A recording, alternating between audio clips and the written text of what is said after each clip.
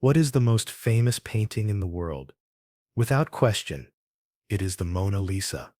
But if I asked you why it is so famous, you would probably say her mysterious smile or Da Vinci's genius.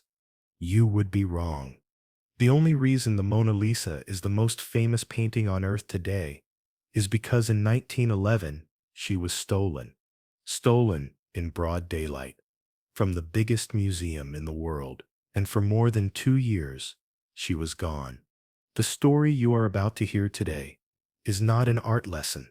This is the story of the most brazen, most baffling, and strangest art heist in history. This is the story of how one invisible man walked out of the Louvre with a priceless treasure and fooled the entire world. Our scene is Paris, 1911, the Louvre Museum. The Louvre, then as now, was the world's greatest temple of art. It was not just a museum. It was a symbol of French national pride. And the Mona Lisa, she wasn't even the most famous painting in the museum. She was just one of many good paintings in the Renaissance collection. Until that Tuesday morning, August 22nd, 1911, the Louvre was closed to the public on Tuesdays for cleaning. That morning, as usual, the artists who had permission to copy the works came in, and one of those artists, Louis Beru, noticed something wrong. He looked at the wall where the Mona Lisa was supposed to be and saw only 4 iron hooks. The painting was gone. This was not a moment of panic. This was a moment of confusion. Beru calmly notified a security guard. The guard shrugged. They assumed the painting had been taken, as was standard procedure, by the museum's own internal photographers to the photo studio for a new catalog. No one sounded an alarm. No one called the police. Hours passed. Noon arrived. The afternoon wore on. It was only when the photographers confirmed they never had the painting that the cold, horrifying realization sunk in. The Mona Lisa had been stolen. This was impossible. The Louvre had hundreds of guards, locked doors, massive walls.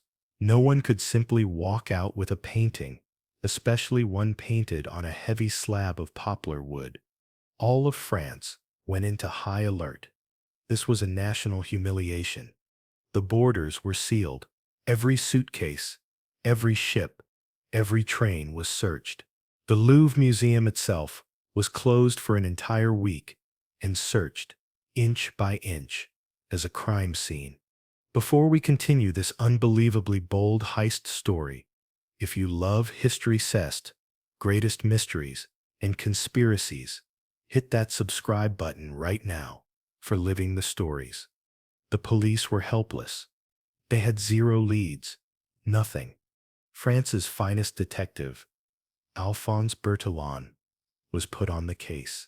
Bertillon was a genius. He was the inventor of the modern fingerprinting system.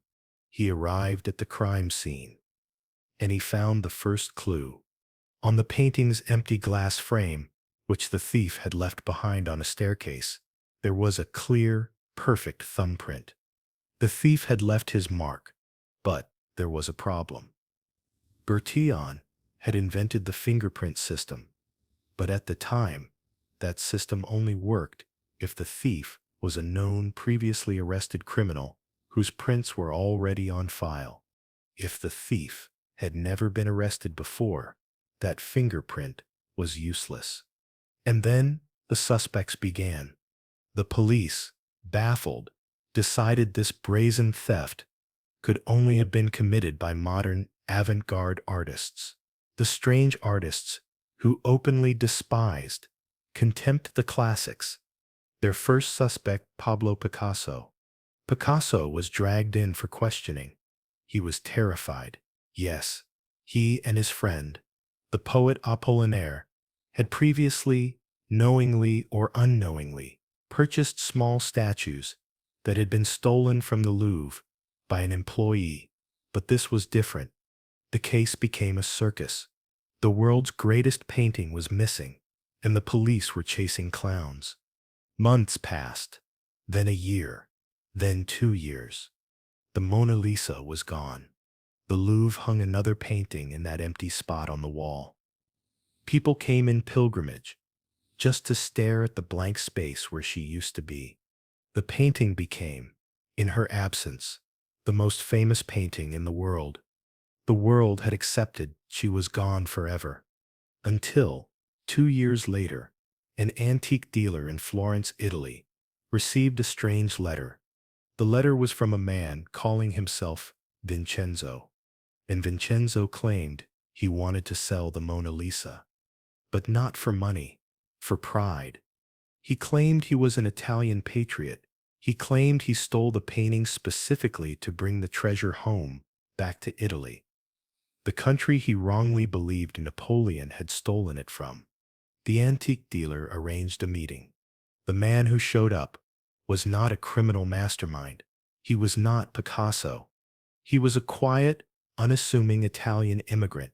His name was Vincenzo Perugia, and he was the man who had installed the protective glass case for the Mona Lisa 2 years earlier. The thief was not a genius. He was invisible. This is the true story of the heist. This is the 9000-word monologue. The robbery itself was a masterpiece of simplicity. Vincenzo Perugia knew the museum inside and out. He knew the schedules. He knew the security flaws. On the Monday before the Tuesday closure, he simply walked into the Louvre, wearing the standard white smock that all museum maintenance workers wore. He hid. He waited in a broom closet. He waited until the museum closed and the crowds left. He was locked inside the Temple of Art, alone.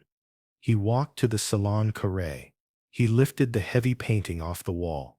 He took it to that back staircase. He removed the heavy frame and the glass. He wrapped the thin poplar wood panel in his own white work smock. The next morning, Tuesday, when the other workers and cleaners arrived, he simply walked out with them.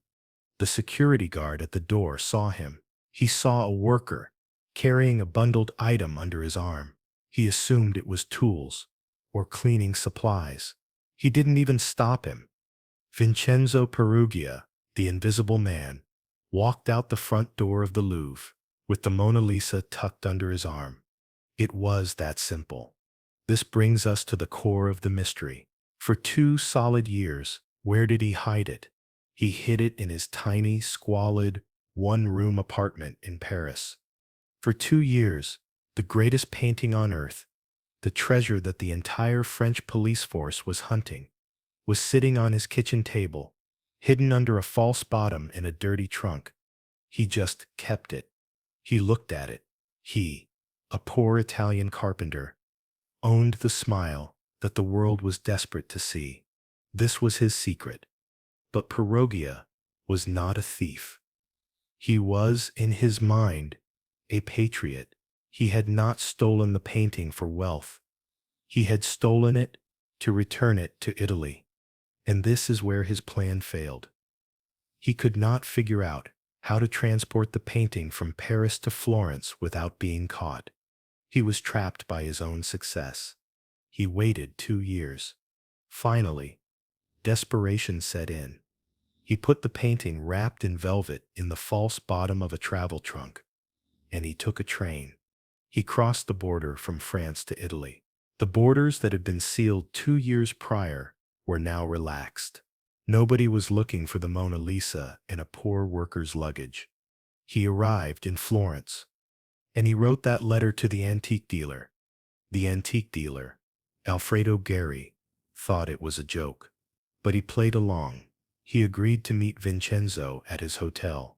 Vincenzo arrived at the hotel, carrying the large, dirty trunk. Geri brought the director of the Uffizi Gallery with him. In the small hotel room, Vincenzo opened the trunk. He removed the false bottom, and he handed them the Mona Lisa. The gallery director froze. He knew the cracks in the paint. He knew the wood. It was real.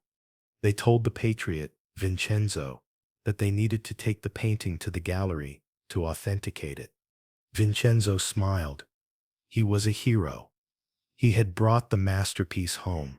He let them take it. The moment they left the hotel, they called the police. Vincenzo Perugia was arrested, still sitting in his hotel room, waiting for his parade. The trial was a circus. The Italian people did not see Perugia as a criminal. They saw him as a national hero, a patriot who had completed the ultimate act of national pride. The court was trapped. France wanted the thief. Italy loved the thief. They found a compromise. Perugia was indeed convicted of theft, but the court ruled he had acted out of patriotism, a delusion since the painting was never stolen by Napoleon, and they sentenced him to only 7 months in prison. Since he had already been in jail for 7 months awaiting trial, they let him go free. He walked out of the courtroom a hero. The painting was returned to France. But first, it toured Italy. Millions of Italians cheered for the painting that their strange invisible hero had brought home. This brings us to the analysis. The 1911 theft is the single most important event in modern art history. Why? Because it teaches us that the value of art is not just the paint, it is the story. Before 1911, the Mona Lisa was a masterpiece. After 1913, when she returned to the Louvre, she was an icon. She was a celebrity. She was the painting that had been kidnapped and recovered. The theft is what made her famous. The empty space on the wall where people stared for 2 years made her more famous than the painting itself ever had. This is the ultimate irony. Vincenzo Perugia, the patriot who stole the painting because he felt France didn't deserve it, is the man who single-handedly made the Mona Lisa the permanent, undisputed property of France and the most recognized face on earth. This is the ultimate story of the invisible man. This crime was not solved by Sherlock Holmes. It was not solved by the police. It was not solved by the genius detective Bertillon, who, by the way, had Perugia's fingerprints on file from a previous petty crime, but only indexed them for the right hand. The print on the glass was the left.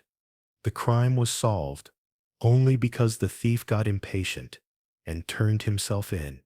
It is a story of contempt, of bureaucracy, and the realization that the greatest treasures are often protected only by the assumption that no one would be stupid enough to just take them.